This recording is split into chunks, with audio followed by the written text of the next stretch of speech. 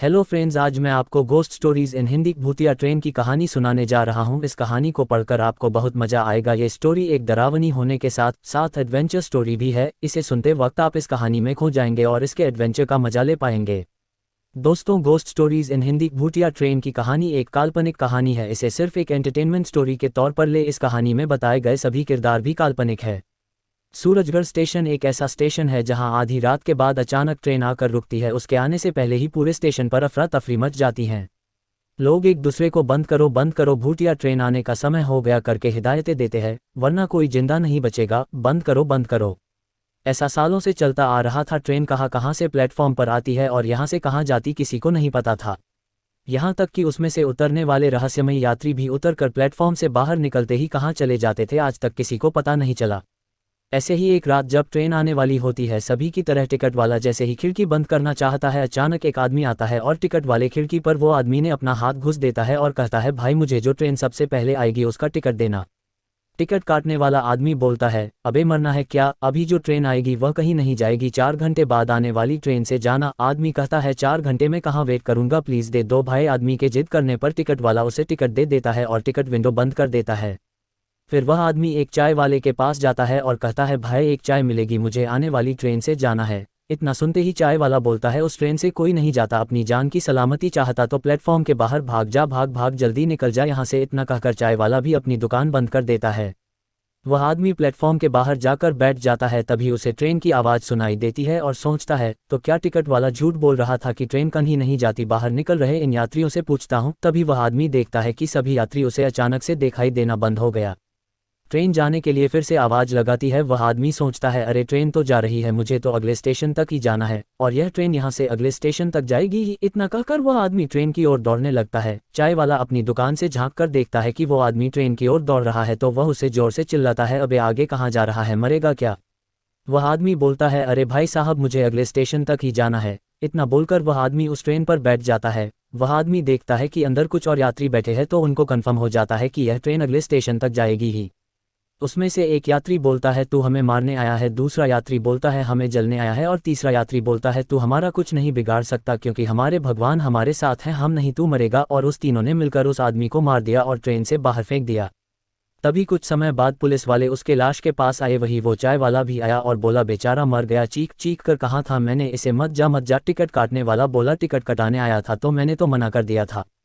Police वाला बोला, हमने स्टेशन मास्टर की बहुत इज्जत कर ली जब से रहस्यमय ट्रेन चालू हुई है, ये 11वीं मौत है, अब तो स्टेशन मास्टर को बताना ही पड़ेगा आखिर उनकी हरी झंडी देने के बाद ही यह ट्रेन क्यों चलती है, कहाँ से आती है, कहाँ जाती है और इसमें से उतरने वाले यात्री कौन है जो उतरने के बाद एकदम से गायब हो जाते हैं। स्टेशन मास्टर बोलता है, अरे मैं कैसे बता सकता हूँ, मैं भी डर के मारे अपने ऑफिस पर दुबक जाता हूँ। पुलिस वाला बोलता है, झूठ मत बोलिए, आप आकर हरी झंडी दिखाते हैं तभी यह ट्रेन स्टार्ट होती है, साफ बताओ। तब स्टेशन मास्टर बोलता है, इंस्पेक्टर ये मत भूलिए कि मैं इस स्टेशन का स्टेशन मास्टर हूँ, मतलब इस पूरे स्टेशन का मालिक। मुझ पर इल्जाम लगाने के जुर्म में मैं तुम्हें यहाँ से ट्रांसफर करवा सकता हूँ।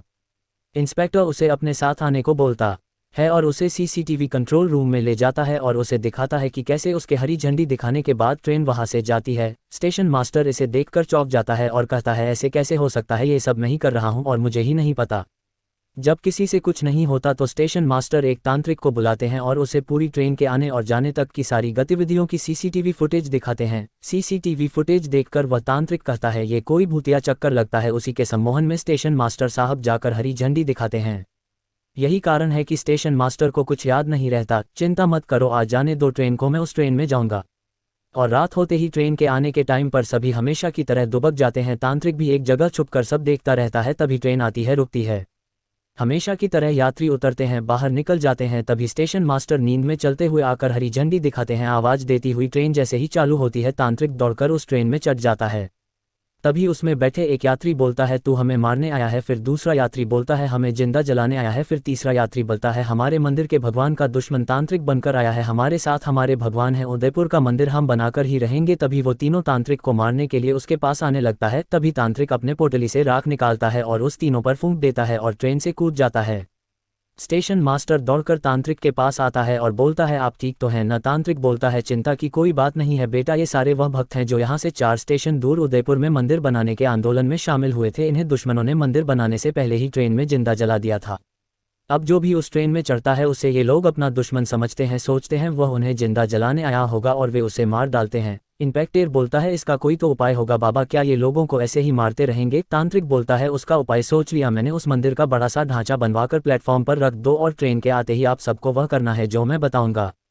और ऐसे ही किया जाता है। उदयपुर के विवादित मंदिर का बड़ा ही खूबसूरत ढांचा बनाया जाता है, उसे प्लेटफॉर्म पर रखा जाता है और सभी हिम्मत करके ट्रेन आने का इंतजार करने लगते हैं। कुछ ही देर में ट्रेन आती दिखाई देती है। ट्रेन को आते देखते ही सभी लोग घबराकर कांपने लगते हैं। चाय वाला बोलता है मुझे तो बहुत डर लग रहा है। स्टेशन मास्टर बोलता है तांत्रिक ने कहा था हमारे चेहरे पर खुशी होनी चाहिए।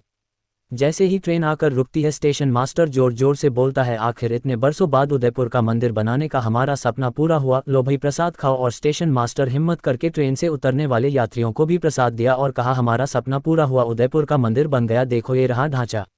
और इस तरह वे यात्री खुश हो गए और ट्रेन में बैठकर वापस चले गए। और उस दिन के बाद सूरजगढ़ में सब कुछ ठीक हो जाता है, उस ट्रेन का आना बंद हो जाता है। सभी तांत्रिक का धन्यवाद करते हैं। तांत्रिक कहता है याद रखना बेटा, इंसान हो या भटकती आत्मा वह तब तक भटकता है जब तक कि उसे अपनी इच्छा पूरी हुई दिखाई नहीं देती है। एक बार उसे उसकी इच्छा पूरी हुई दिखा दो तो हमेशा के लिए भटकना बंद कर देता है।